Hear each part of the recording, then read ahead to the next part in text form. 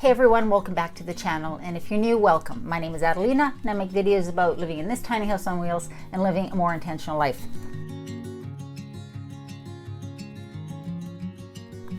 I received an email from a friend of the channel, Kelly, with a lot of questions, and they're questions that I've answered in some version in past videos.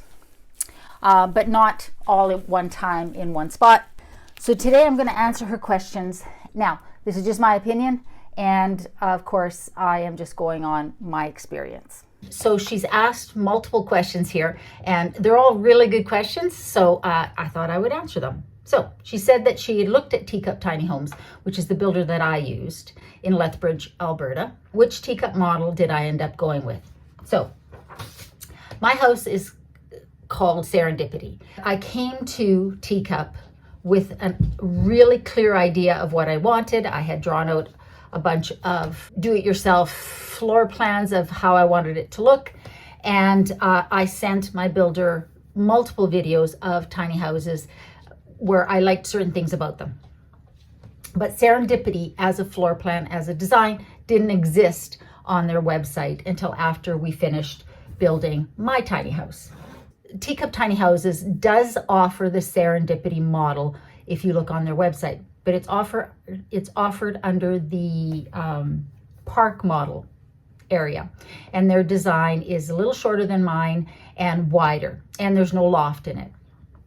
So they don't offer my actual design, and it didn't exist before they built my house, but they do offer a similar model. They just don't offer it exactly in these dimensions and with the loft. Her second question is, do you do any rainwater collection or water storage tank so you don't need a water hookup? No, I don't have a water storage tank in the tiny house. And I don't do rainwater collection as of right now because I'm hooked up to a water source. Now, when I have my own land and I am, even partially off grid or totally off grid, I will definitely do a water collection system, a rainwater collection system. The tiny house doesn't have a lot of roof square footage, but I think there's opportunities for rainwater collection. Probably when I have my own property, I will get a well drilled, but I didn't put a water tank in the tiny house. I wasn't planning on parking somewhere where I wouldn't have access to water and I would need that.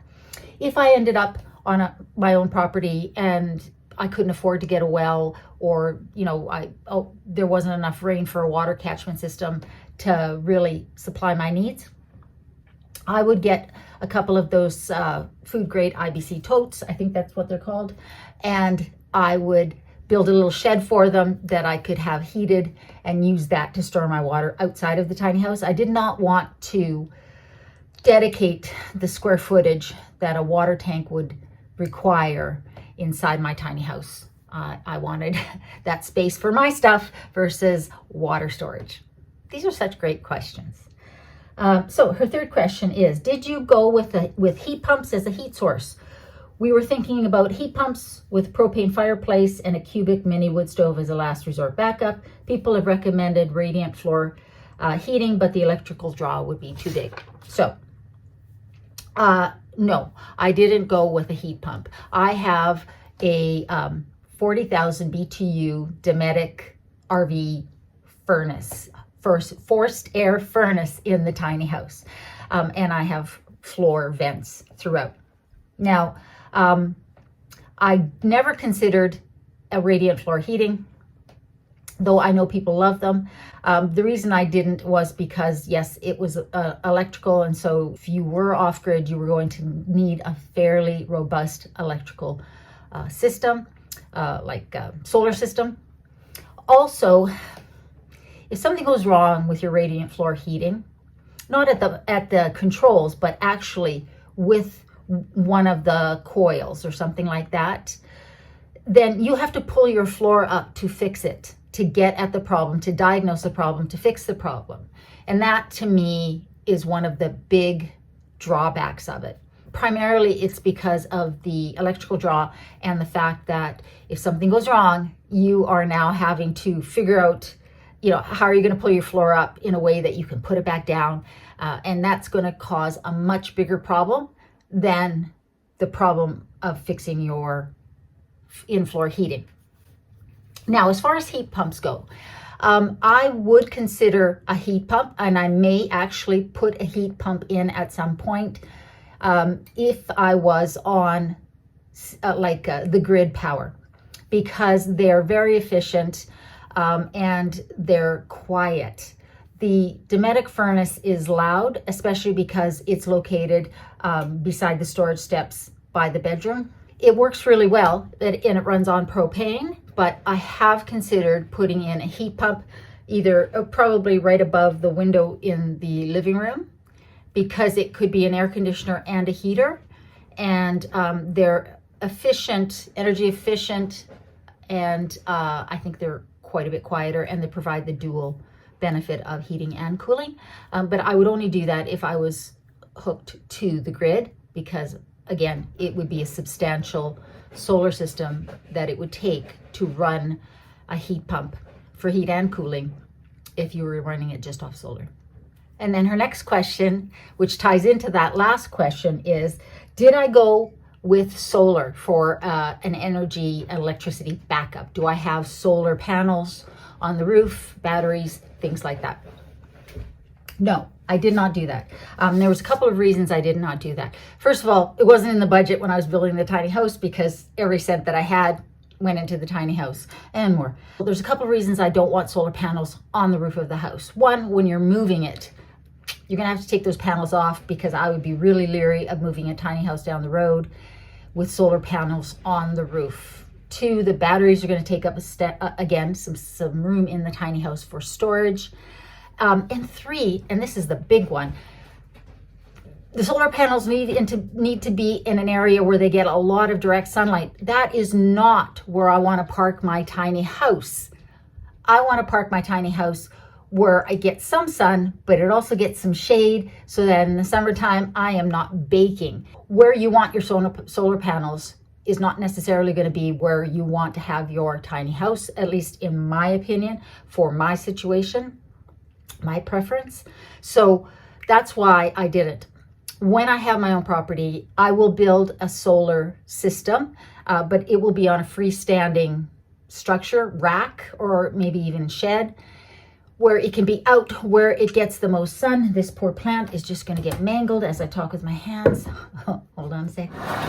Let's move that over here. Anyways, so that I can put that structure where the sun is, and then just run the electrical back to the tiny house and to the battery storage. So those are the reasons I didn't put a solar system into the tiny house as it is when I built it. It will come down the road for sure, but as far as a built-in solar system, I don't have one right now. So she says her son is in the armed forces and he has a lot of equipment, and therefore he needs a lot of storage, a lot of room to store stuff. And she's a little overwhelmed about how to fit all of that into a tiny house floor plan. So here's the thing. Absolutely. When you are building a tiny house, you are not working in square feet. You are working in square inches, and you build storage into every square inch you can.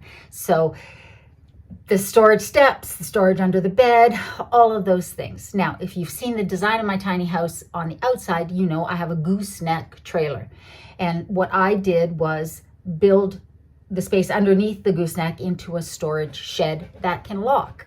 So that is an excellent strategy for anybody who's got a gooseneck trailer.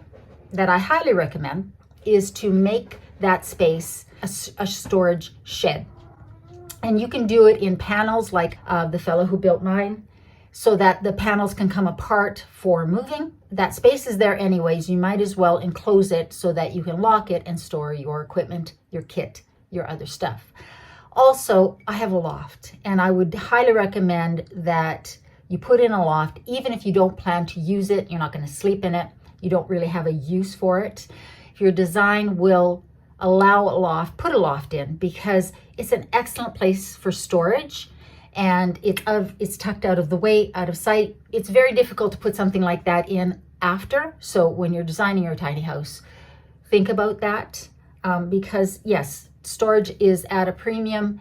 You have to pare down everything that you own. That's where a gooseneck trailer shines. But even if you have just a regular trailer, not a gooseneck, a bumper pull, you can build maybe a little shed box out the back of the tiny house or the front over the tongue, that you can store stuff in. But yes, storage is always an issue, and you are working in square inches.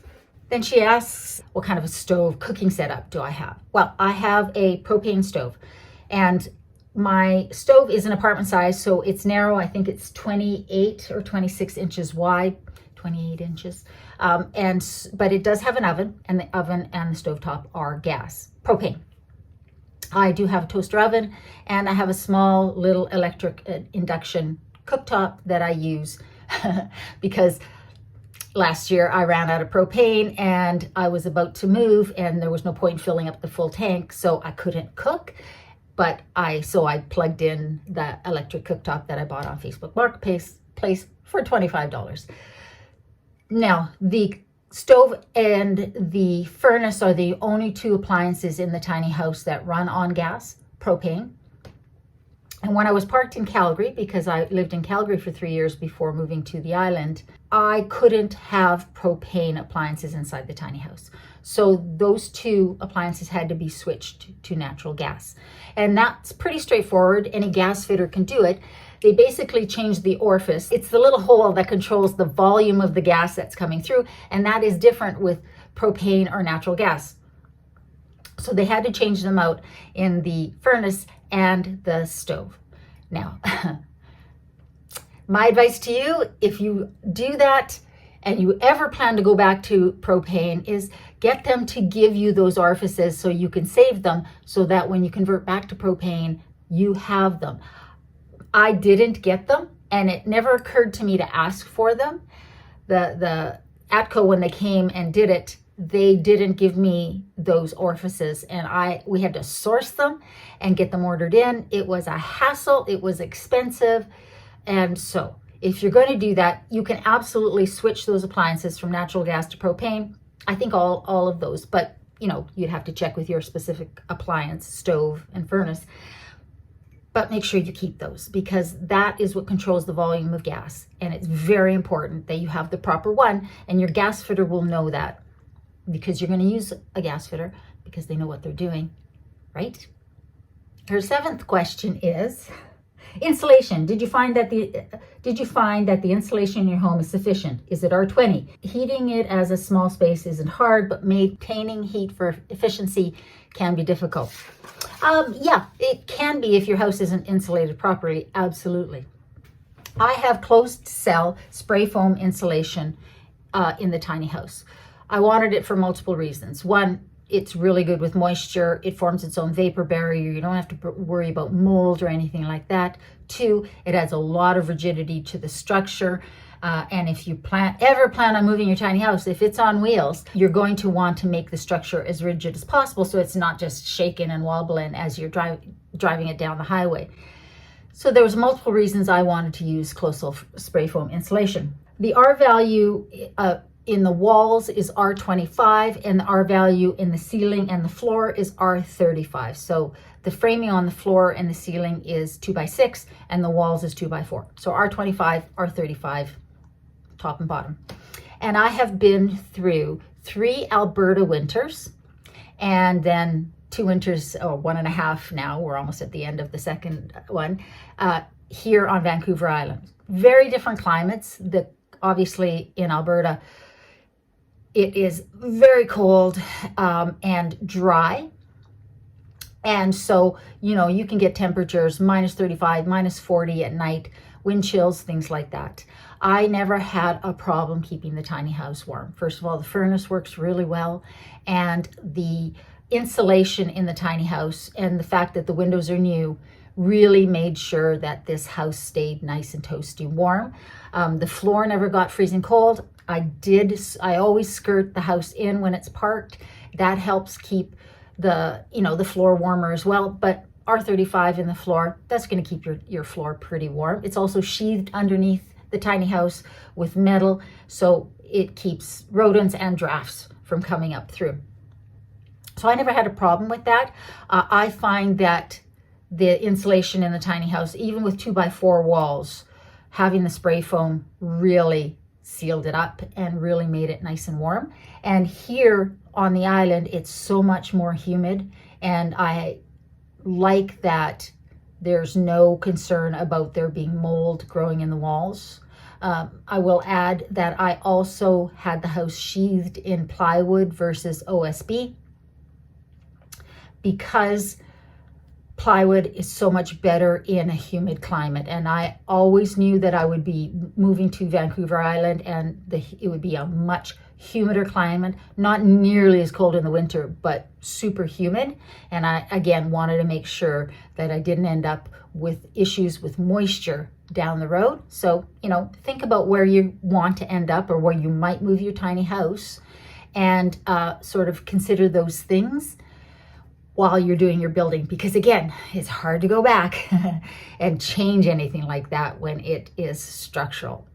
Now, she also mentions that her son's young, he's never owned a home before, and financing is difficult because most banks consider tiny houses still as luxury vehicles, RVs, things like that, and they hesitate to lend money for them because they're not built on land that they can sort of have as collateral for the loan, and it's difficult to find financing for tiny houses. So here was my suggestions to her. First of all, I did finance a portion of mine. I had been dealing with the Royal Bank of Canada since, well, my first bank account was with the Bank of Montreal, but as soon as I got my own account, I've been dealing with the Royal Bank. I've had multiple mortgages for different houses, credit cards, lines of credit. I have been an excellent customer. And when I approached them for this, to help me with this, they declined me. They could not lend me the money for something like a tiny house, which was incredibly disappointing. And I think they really need to get their shit together. So one of the things I did was ask my tiny house builder, which is what I would recommend you do if you're thinking about building a tiny house and you've got a builder that you're going to be using. Ask them. A lot of builders now have sort of partnerships with lenders where they can refer clients, and these lenders know what these things are and are willing to lend money for people who want to build them and don't have all the money. And that's what I did, and ended up going with ATB, Alberta Treasury Branch, and talking to the bank manager that they used in Lethbridge, even though I was in Calgary, because he knew my builder, knew what kind of company it was, happy to work with me, and that's what I used. I would also recommend like going to the smaller banks, credit unions, things like that. They're anxious to have your business, so they're willing to be a bit more flexible. That's what I did. That's what I would recommend anybody do if their, regular banking institution is not willing to consider a tiny house, doesn't know what tiny houses are, is freaked out by the whole concept of tiny houses. Talk to your builder or builders in general, and ask them. Look on their websites. Often there'll be links to financing on their websites, things like that, and you'll get an idea of where you might find somebody who will lend you money to build your tiny house. Now, her ninth question is about insuring the tiny house. And this is a question that I get a fair amount from viewers. It's difficult for me to answer because I don't live where you live. And I started in Alberta, and now I'm in British Columbia, but I'm in Canada. And so it will really depend on your province, state, country, location. I was able to find insurance for my tiny house.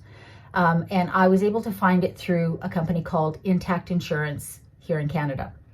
The nice thing about them is they actually had a tiny house sort of what's the word, procedure for insuring a tiny house on the books. They had done it before, and they had it actually in their books. So the person I talked to knew what they were knew where to go to get the information about could they do it and how would they do it. Now, my house is insured as a mobile home.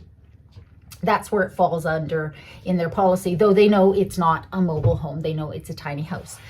They did require that it be CSA certified, which is my number one piece of advice for anybody, is to use a professional that is CSA certified, because the house is CSA, Canadian Standards Association. I think that's what CSA stands for. And RVIA certified. RVIA is the certification for RVs. And because it was built by a professional who had, and it has those certifications, the insurer is comfortable and confident that it is built to code and has been inspected at every stage. And so they're obviously a lot more comfortable about insuring it. Now, in order for it to be insured, and my bank required this as well, in order for them to loan me the money, the ATV, when it's parked, it has to have the tires off. Now, the axles are still on it, but the tires need to be off, and the house has to be fully skirted in. And I had to send pictures of the tires off and then the skirting done. And this is the reason for that is pretty obvious, right? For the bank, they want to know where your tiny house is. And if the tires are off and it's skirted in, you're less likely to leave in the middle of the night. If you're going to get your house insured for house insurance, they want to know it's stationary and where it is. And obviously, there's a lot more risk when you're driving something down the highway, and then when it's parked securely, blocked up. Also, insurance regulations change depending on what province you are in Canada, and I'm sure it's the same in the States and in different countries. So they need to know where they're insuring you. When I was in Alberta, they were insuring me in Alberta. Now I'm in British Columbia. I had to call them and, go through that process again of getting it confirmed that my insurance was still valid, would still be in place. And I had to send them pictures of the tires off and the house skirted in, give them my new address, all of those things. And that all made perfect sense to me. So you can find insurers that will insure a tiny house. You'll likely end up being insured as if it were a mobile home, but it's really important that they know what they're insuring, and that you're being 100% open and honest with them. Because if you get insurance by not giving all of the information, let's just put it that way, and making it sound like it's something and it's not, and something bad happens, your insurance isn't going to be valid, you won't be covered, and they're not going to pay. And that is not what you want when something bad happens. So I was able to find insurance. I've talked to other people who have also been able to find insurance for their tiny houses, and then some people who have really struggled. So I really think it's different in every province. They're much more mainstream now, and a lot more insurance companies are having clients come to them wanting to get their houses insured, and they're putting policies on the books for making that happen. So I think your chances of finding insurance for a tiny house are a lot easier now than they were when I was looking. I'll add one more thing to that. When I was moving my tiny house, I made sure I talked to my insurance company because I wanted to be sure my house would be insured in transit. Now my mover, because I hired a professional, is insured. And so as part of my contract, there was an insurance in there. But I also wanted to make sure I had enough insurance and it was fully covered no matter what. So I talked to my insurance company and made sure that I had, the insurance for the travel from Alberta to BC, as well. Because if you don't, your house is not insured until you get settled again. Your home policy doesn't cover in transit. So talk to your insurance company to make sure that they understand what's going on and that you have the coverage that you need, because everything you own is in here and it's going down the highway at 100 kilometers an hour, which is pretty scary. Or in my case, on a ferry across the ocean.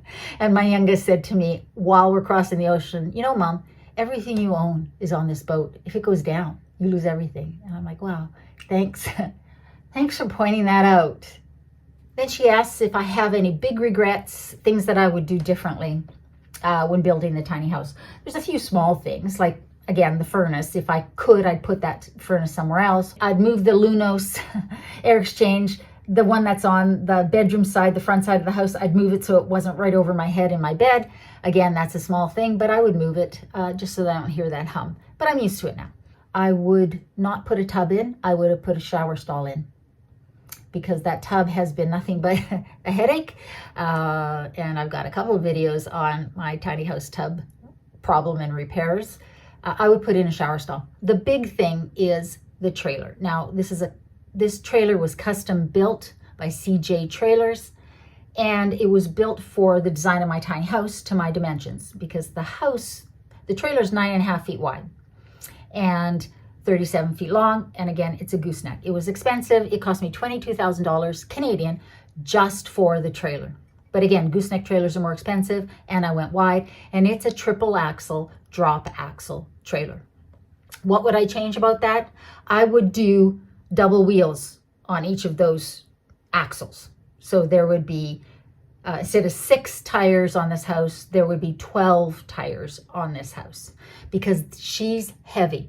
Now, when I got this tiny house with none of my stuff in it, it had the appliances in there, and it had the bed. I had the storage bed delivered from IKEA to Lethbridge. They built it in place.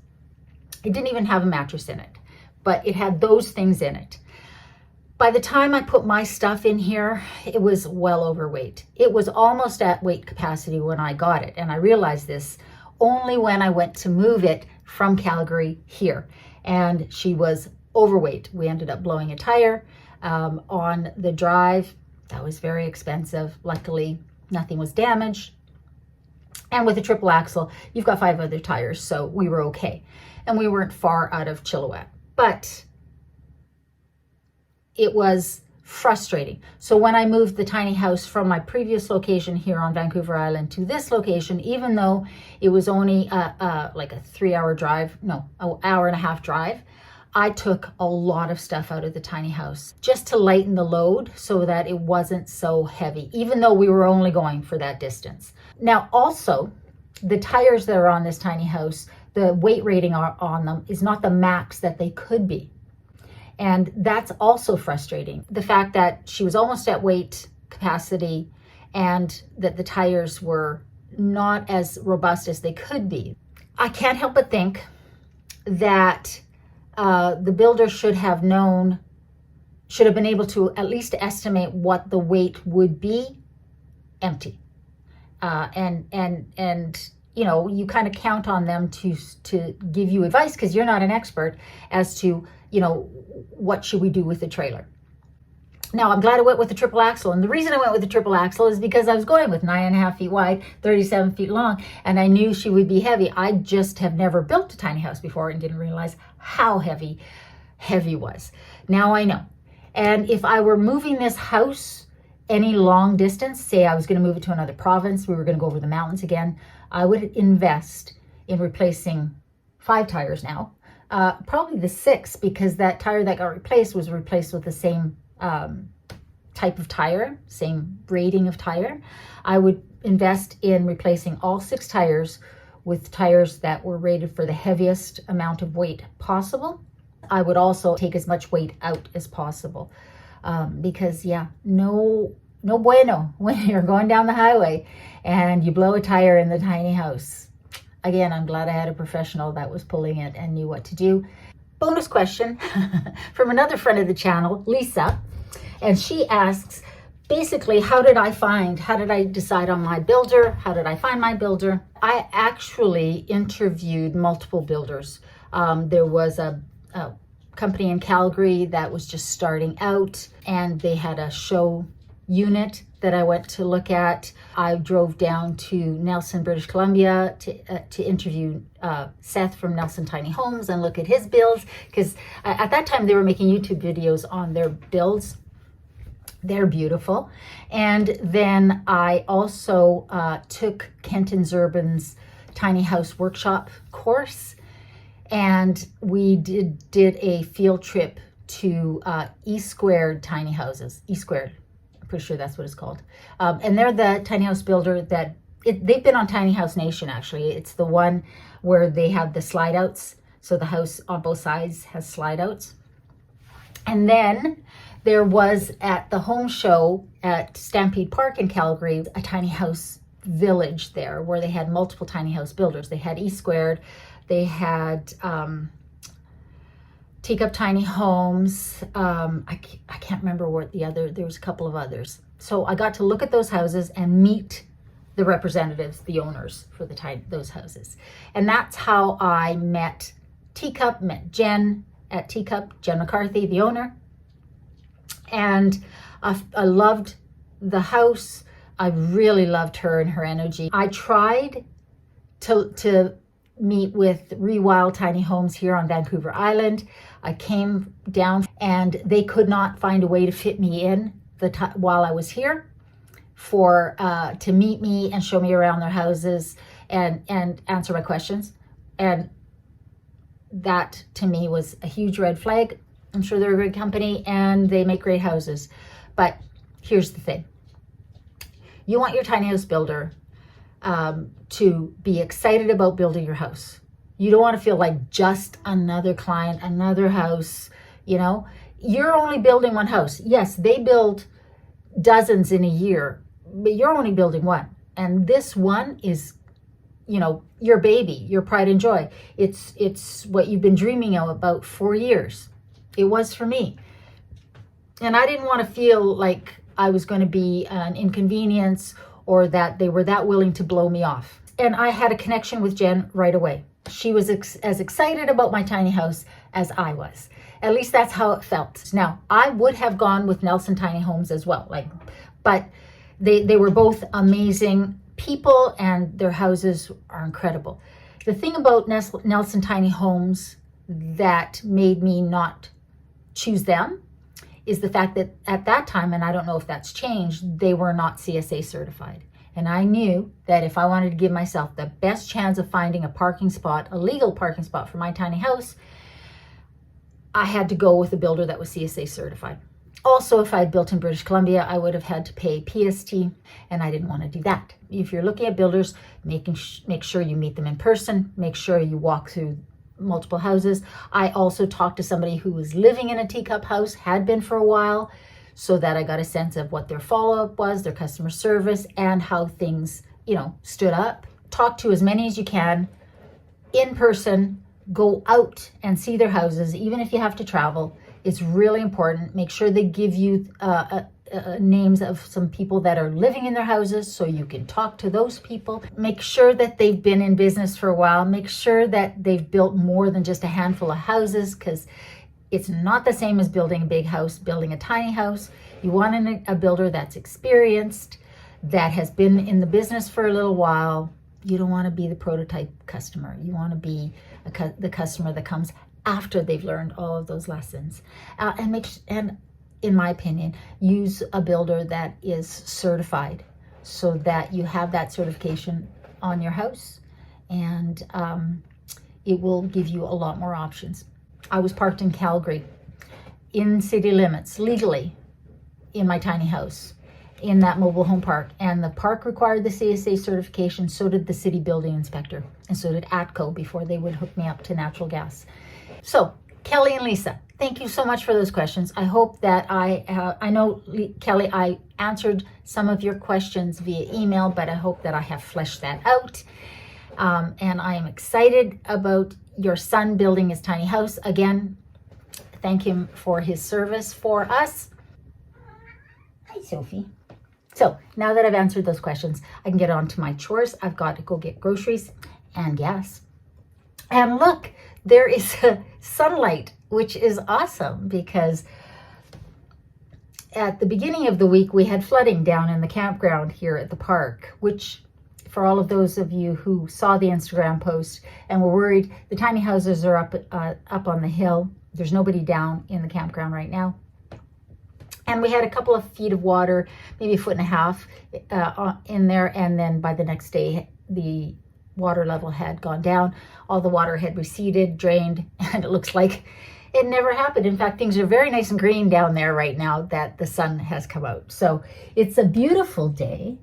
I'm going to go take a drive, get my groceries, do my stuff, go down to the ocean and do a little walk and enjoy this, because you know what?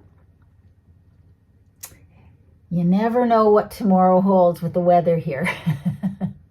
So guys, I hope you guys are doing well. I hope you're staying safe and warm and dry wherever you are.